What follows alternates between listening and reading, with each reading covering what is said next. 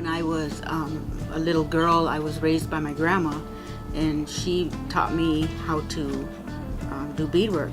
And she told me, she said, it's going to teach you patience, it's going to teach you creativity, to sit still and listen. And you always, when you bead, you use your creativity. My name is Therese St.Cyr, and I'm from the Oglala Lakota Nation. I reside in Winnebago, Nebraska. Been here for pretty close to 35 years. So today I was just going to show you a small pair, if we can do it real quick, show you how I do a small pair of earrings. And what we're going to need is what they call interfacing. I use the semi-stiffness. I don't want them really stiff. I don't want them really, the interfacing real thin either. So I try to find the medium-sized interfacing. And you're going to need, if you want, like a shiny design in the center or a shiny fob, then you can buy those online. You're going to need beading needle and thread, nylon thread, probably a size A or double A, and scissors, and of course you're going to need your beads. And what I do first is I sew on my whatever you want to put in the center. You can put in the center whatever you want, or you don't have to put anything in the center. And then what I do is I get my needle and thread ready. I pick out the colors of beads that I want, and these are going to be a yellow pair. And some women, they put rhinestones around the edges. So I have some yellow rhinestones that I'm going to put along the edge of this pair of earrings. Okay, so you're going to get your needle and thread, and you're going to thread your needle. Sometimes I can see, sometimes I can't. You go right through, and you're going to pull it. I pull it usually about maybe 16 inches or so. Not real long, because it'll get tangled. And I don't use beeswax on these earrings because they don't move around that much. Beeswax usually helps. So when you have something that like you're wearing that moves around a lot, like maybe a belt or moccasins or something. And I tie 2 knots on the back here. And I cut pretty close.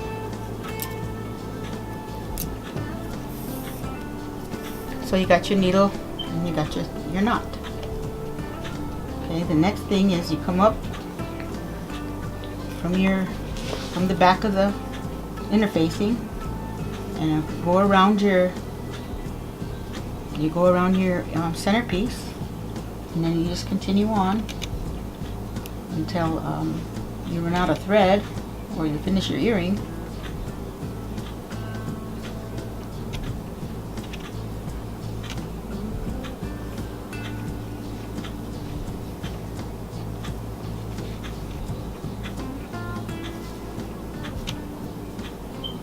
You kind of be selective on your beads because some of them are different sizes, so you don't want to have some big beads and small beads, so you kind of select your beads. See, like these turquoise beads, some of them are really big and some of them are smaller, so you kind of be selective on your beads. Continue on. I think I'll add a little bit more yellow. Now, this is how you sew it down. So I line them up pretty close to each other. Then I'm going to go down into the interfacing.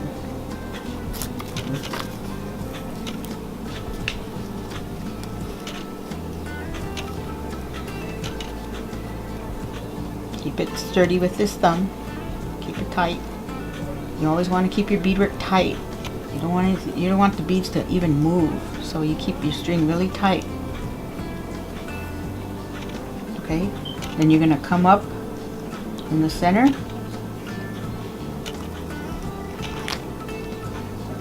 and you're going to go down on the outside. to tack it down. Okay, keeping it tight with your thumb, you can move on. So you go up to the center and down on the outside. So you're tacking it down and you're going around at the same time, keeping it tight.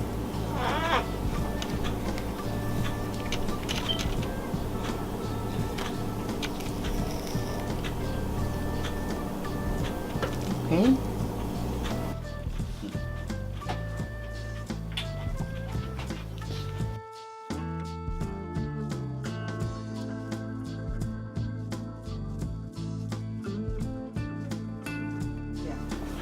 So now you're going to tie this off.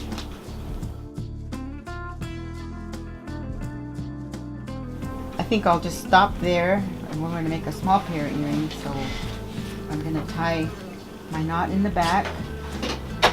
I usually go twice, so I just take my needle, I go around, loop it up, pull it, go down to, and tie it. Go around, make a loop, go around, pull it down to the bottom. It's too bad it's white, you can't see it, but pull it around, hold it, pull it tight, and there's your knot. And I cut it. Okay, and there's your knot. So we're done with the earring. This is about all I'm going to do on this earring. So what we're going to do is we're going to cut off the earring from the interface, but we want to leave a little border so that we can add our rhinestones.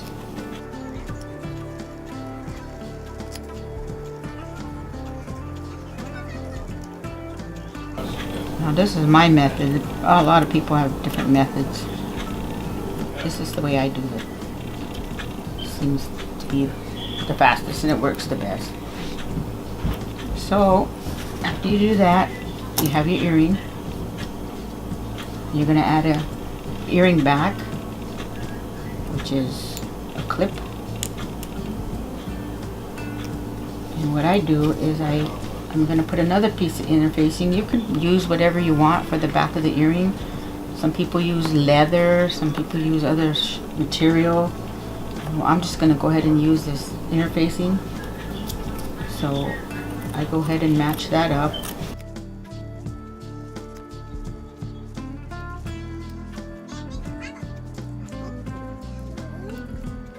You got to add the earring back, so I kind of measure where you want the earring to sit on your ear. Some people want it down lower so that the earring sits lower and this is higher on your ear, or you can have it higher on your ear and then this sits lower on your ear.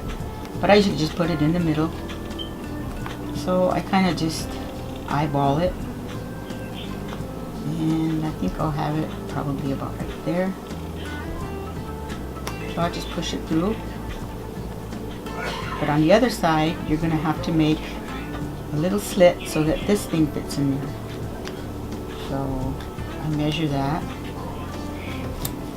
And the best way to do that is to fold it this way.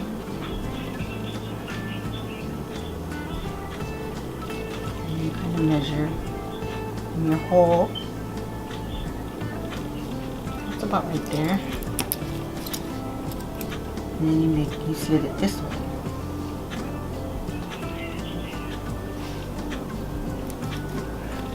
Okay, so you have your earring hole, and you have your slit. Oops. Just gotta go in there.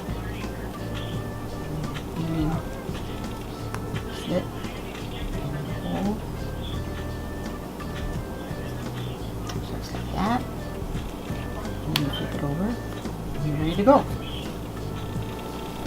So you put them both together.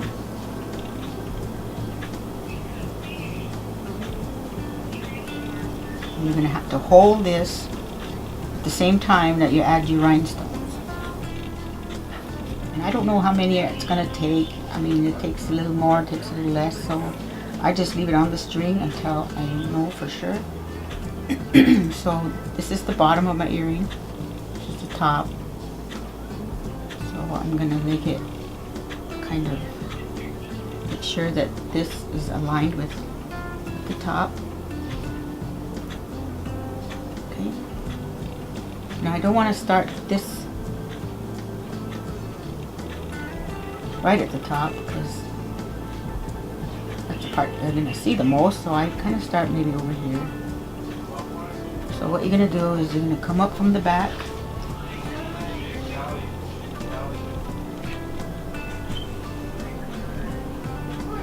It's kind of tricky to keep it straight. You can glue it if you want, but I go down, okay, with my needle, and I add my rhinestone, pull it over, and go down on your edging.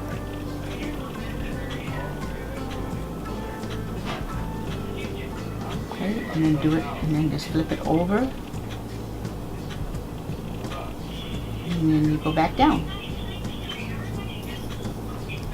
Okay, and you're going to do that all the way around, keeping in mind that you got to keep this even, straight.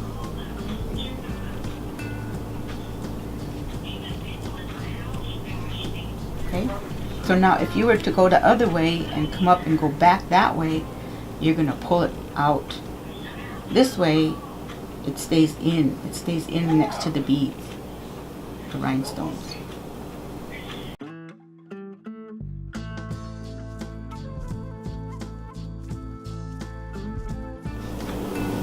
And then what you do here on the end is you glue, get some glue and glue it down. Sometimes I take this and I pull it this way so that it kind of gives it some support. And then I take this and I pull it this way so it comes together better. Okay. I'm going to go in the back, put the thread.